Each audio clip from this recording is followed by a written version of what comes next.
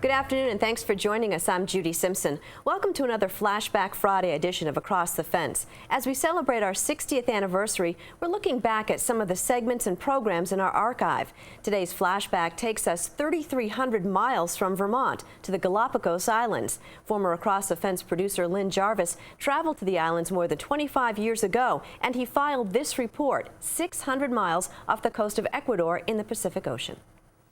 Before the sun had time to burn off the early morning fog, we set anchor near the shore of North Seymour Island. Accompanied by our guide Diego, we were anxious to see what adventures the island had in store for us. We were greeted by the ever-present sea lions, who didn't seem the least bit disturbed by our early morning arrival. I'd better get my face washed before all those people see me. And this little pup was looking for breakfast, and he found it. I love you, Mom.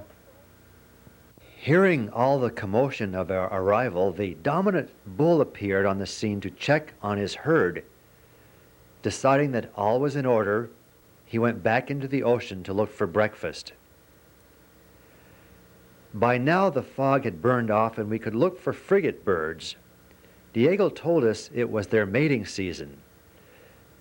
As you can see, it was easy to find the male frigate birds.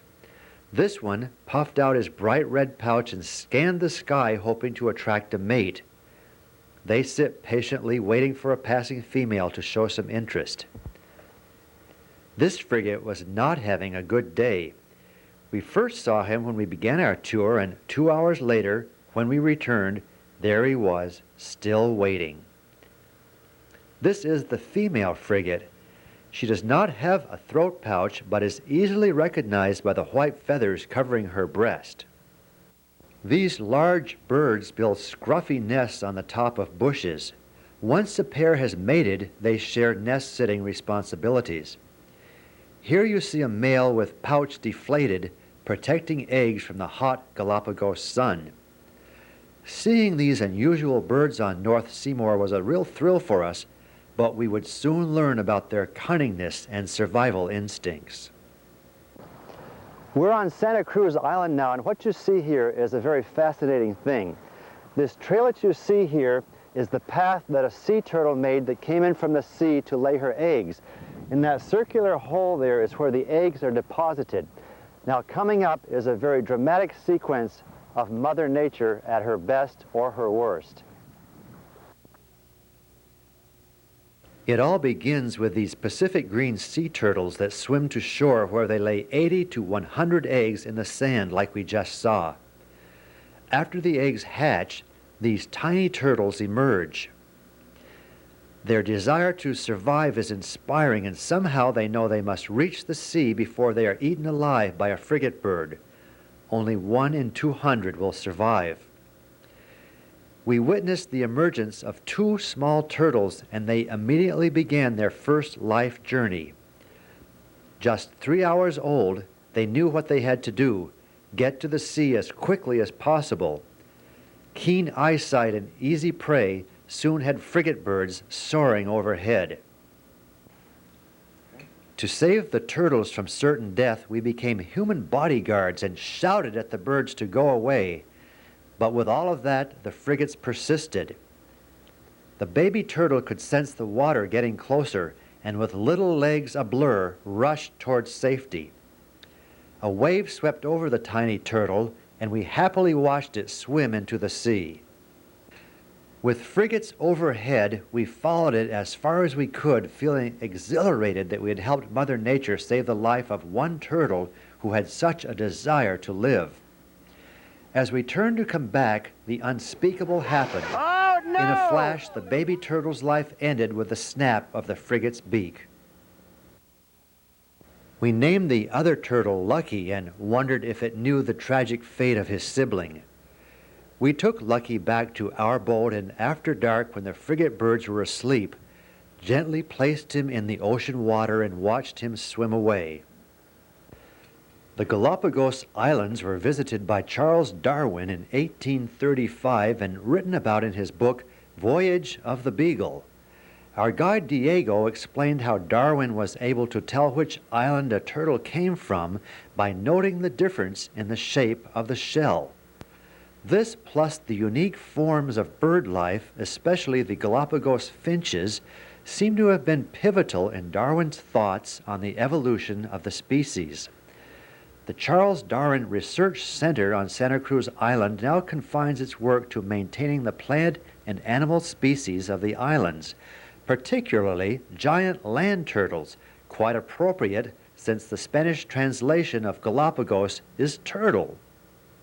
Because of the many animal predators on the islands, land turtles were becoming endangered. So their eggs are brought to the center where they are incubated and hatched. The young turtles are cared for until they are old enough to be released into the wild. After the lecture, we walked along a nature trail where we could observe these giant land turtles in their natural habitat. They can weigh up to 500 pounds and live to be 150 years old. We were told to keep at least 6 feet away from them, but to be this close was quite an experience. Like all the animals and bird life on the islands, our presence did not disturb them, and they continued to feed on the succulent vegetation that is plentiful here. These are elephant ear plants.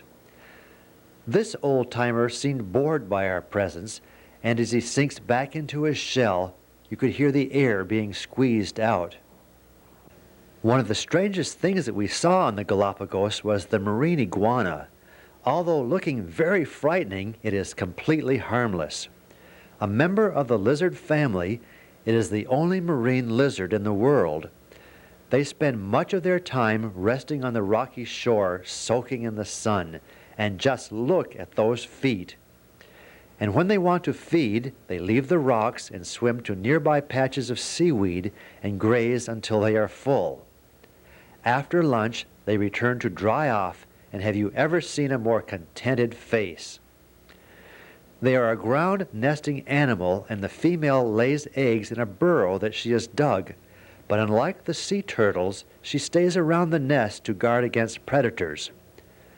Another strange creature is the Sally Lightfoot, one of 100 species of crabs on the islands, but its brilliant red makes it the most easily seen.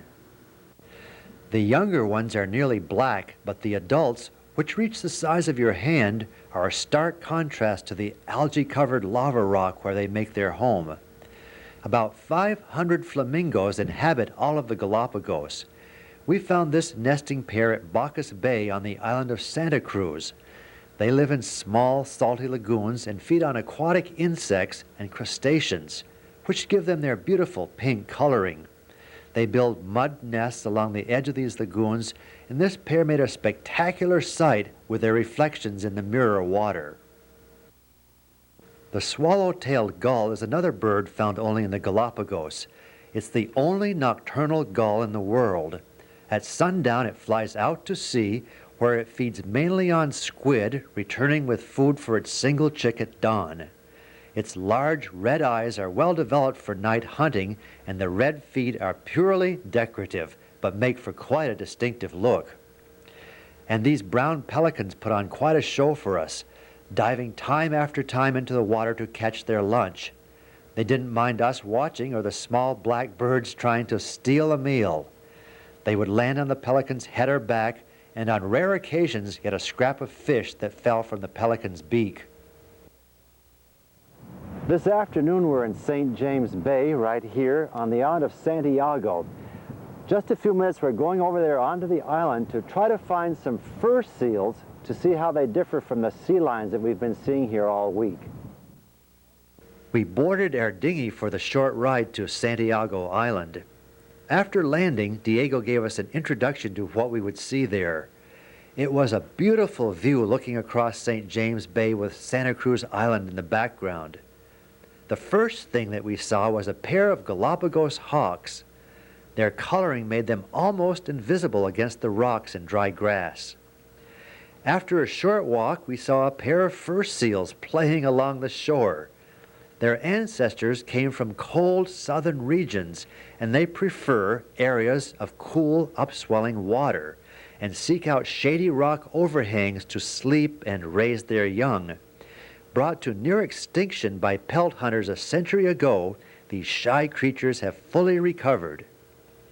Unlike the sea lions, they do not live in large colonies, and they have larger ears and thicker fur.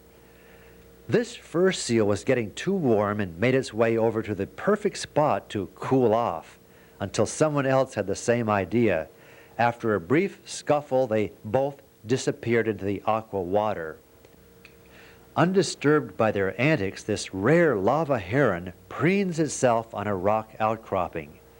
Santiago is a classic volcanic island rising to a dominant cone. Here the lava flow is only 90 years old, and you can see the great swath of black rock that oozed down to the sea, rolling over solid lava that was left there from a previous eruption, adding land to the sea edge where there was no land before. There was a lot to be learned here about the land-building process, and we all had a feeling of wonder and mystery as we walked over the black lava fields.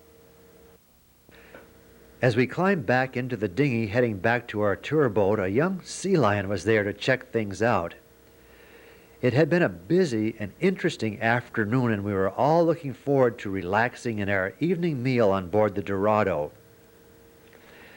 We had much respect for the captain and crew of the Dorado. We did much of our moving from island to island in the dark of night, and even more challenging were the dense fog banks that would appear without warning. The crew maneuvered all obstacles with no problem, and we never had reason to worry. Just as soon as it appeared, the fog bank lifted, making for a spectacular view of Buccaneer Bay. From here we got a good look at the volcanic cones on Santiago Island. One of the highlights of our voyage to Bartholomew Island was passing by Monk Rock. Here you can see the shadow of our tour boat as we pass close to the rugged outcroppings. That night we anchored just off Bartholomew Island. As another glorious day ended, the colorful sunset was a good omen for tomorrow's adventure. Isn't this a fascinating place, the Galapagos Islands? We've seen so much wildlife here. We've seen sea lions, we've seen blue-footed boobies, we've seen winged albatross, we've seen turtles. This is nature at its best. These animals let us walk among them, let us take their picture, no concern at all. They want to share their lives with us. And wouldn't that be nice if human beings were this way? We've come to the island of Bartholomew now to see the famous penguin of the Galapagos.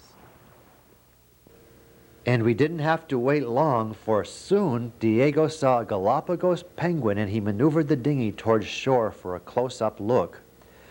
We usually associate penguins with the Antarctic, but this unique species has adapted itself to survive here under the blast of equatorial sun.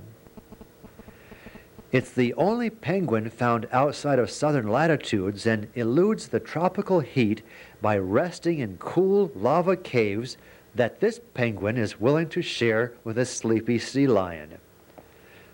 It stands about 2 feet tall, and being somewhat awkward on land, when in water, it is a high-speed swimmer that feeds on small fish. Behind me is Rabida. It's famous for its red sand beaches. It's a small island that we'll be exploring a little bit later. Now, as you can see, every morning when we get up about 7 o'clock, it's very cloudy and very foggy, but by the time we have breakfast, get out onto the island, the fog lifts, the sun comes out, and we have a beautiful, beautiful day to explore. So we're hoping that's what's going to happen very soon here, and we're going to get out there and take a look at the island of Rabida. Although it was early in the morning, young sea lions were waiting. Being the first tour boat of the day, they were very excited to see us. They frolicked in the water, inviting us in for a swim. And now watch closely for one of the most amazing things that happened on our visit to the Galapagos. That little sea lion actually came up and splashed Lisa as if saying, "If you're not coming in swimming with me, I'll get you wet anyway." As we left the island, the young sea lions put on a spectacular farewell show. It was the most amazing sight we had ever seen and probably ever will. Sea lions, dozens of them, jumped and frolicked beside the boat. The Galapagos Island's a fascinating place, and it's time to say goodbye, and we've been joined by this sea lion here to say goodbye to me and to you, and I hope that some of you viewers get to come down here and see some of this for yourself, but if you can't, I hope you've enjoyed what we've tried to show you and some of my thoughts about the Galapagos Islands. It's just a fascinating place to visit. I'm Lynn Jarvis, and thank you for watching.